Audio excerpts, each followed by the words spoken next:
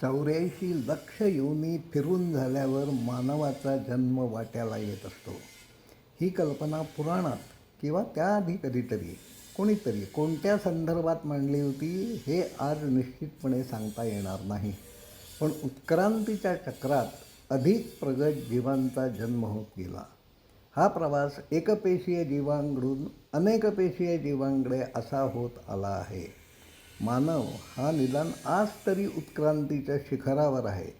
या प्रवासात माणसाच्या वाट्याला नवबाह्यक निओकॉर्टेक्स असणारा सर्वोत्तम असा मेंदू आला आहे. अन्य जीव हे संगणक आहेत असे मानले तर मानव हा महासंगणक आहे. कुतूहल, प्रश्न विचारण्याचे वरदान, प्रश्नांची तर्काला पटतील अशी उत्तरे शोधण्याची बुद्धी फक्त माणसाला मिळाली आहे. वेडेबाकडे स्वर व्यंजने उच्चारण्यासाठीचे उत्तम असे स्वरयंत्र फक्त माणसाच्या वाट्याला आले. त्यातून भाषा विकसित झाल्या, माणसे संघटित होत गेली. का, कसे, कधी असे प्रश्न मनुष्य विचारत आला. उत्क्रांतीच्या झगड्यात टिकून राहण्यासाठी योग्य अशी हत्यारे शोधली गेली. परिणामी मानव बलवान होत गेला. प्राणी जगतात दुबळा असणारा मानव महाबलाढ्य झाला, पृथ्वीचा स्वामी झाला. या धरित्रीवरील सारे स्रोत हे आपल्या उपभोगासाठी निर्माण करण्यात आले आहेत असे तो मानू लागला. बायबलही तसेच सुचविते. पृथ्वीवर उपलब्ध असणारे सारे स्रोत ओरबाडण्याची सुरुवात माणसाने केली. इंद्रियांना तृप्त करण्यासाठी नैसर्गिक स्रोत हवेतच.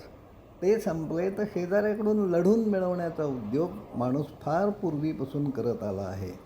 माणसांना सत्तेची हवस असते. ती मिळवण्यासाठी कोणत्याही टोकाला जायला माणसे तयार असतात. यामधूनच आपण विनाशाच्या टोकापर्यंत येऊन पोचलो आहोत. सध्या चालू असलेली युद्धेही त्याचीच निदर्शक आहेत. प्रगतीच्या शिखरावर असणारी गाडी विनाशाच्या दिशेने घसरण्याचा वेग हा दिवसेदिवस वाढू लागला आहे.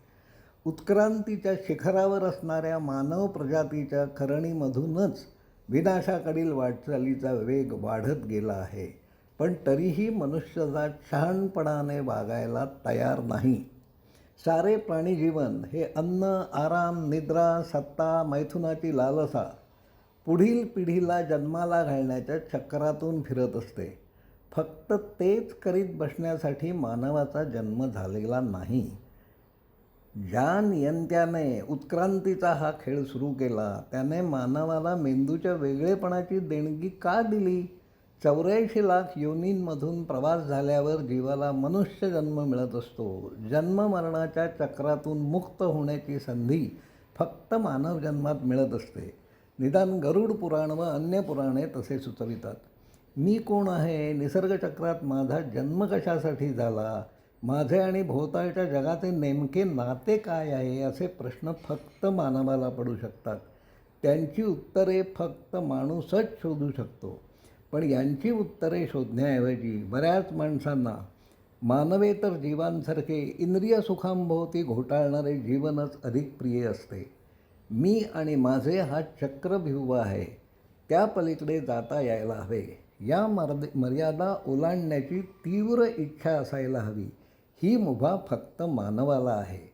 विश्वाचे गूढ जाणून घेण्याची क्षमता फक्त माणसाच्या वाट्याला आली आहे.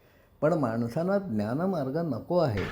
सत्ता आणि जास्तीत जास्त उपभोगांकडे नेणारा हा रस्ता सर्वनाशाकडे जातो. निसर्गातील त्यांचे वेगळेपण समजून घेण्याऐवजी आपापसात झगडण्यात, लढाया करण्यात माणसे दंग आहेत. मुक्तीचा मार्ग फार थोड्या माणसांना हवा आहे. पृथ्वी सुमारे 400 कोटी वर्षाला जन्माला आली. सूर्याचा जन्म 700 कोटी वर्षापूर्वी झाला असे विज्ञानाचे म्हणणे आहे. सूर्यमालेत नुकताच येऊन गेलेला त्रिवन ॲटलास त्याचे वय 800 कोटी वर्षांपेक्षा कितीतरी जास्त असले पाहिजे असे मत अनेक वैज्ञानिकांनी मांडले आहे. उत्क्रांतीच्या खेळात मानव प्रजाती शिखरावर आहे. त्याने या वसुंधरेचा सर्वनाश घडवून आणावा यासाठी त्याची निर्मिती खचितच झाली नसेल. विश्वातील आपले स्थान व आपला जन्म कशासाठी झाला हे समजून घेण्याचा प्रयत्न माणसाने करायला हवा. माणसे शहाणी होतील, आपापसातले झगडे थांबवतील व विश्वाची व्याप्ती व त्यातील आपले स्थान समजून घेऊन विश्वधर्म पाळतील अशी आशा करूया. विश्वातील साऱ्यांचे कल्याण व्हावे अशी प्रार्थना रचणाऱ्या वेदांच्या निर्मात्यांना नेमके हेच अपेक्षित होते. सर्व जीवांचे कल्याण कर अशा प्रार्थना त्यासाठी रचण्यात आल्या, म्हटल्या गेल्या. सर्वांशी सुख लाभावे तशी आरोग्य संपदा, कल्याण व्हावे सकलांचे, कोणी दुःखी असू नये ही प्रार्थना मनापासून म्हणा. त्यामुळे जगतातील सर्वांचे कल्याण होईल व होणारही नाही, पण तुमच्या मनावरचे ताणतणाव निश्चित कमी होतील. आपल्याला हे पटत असेल असे मानतो. धन्यवाद.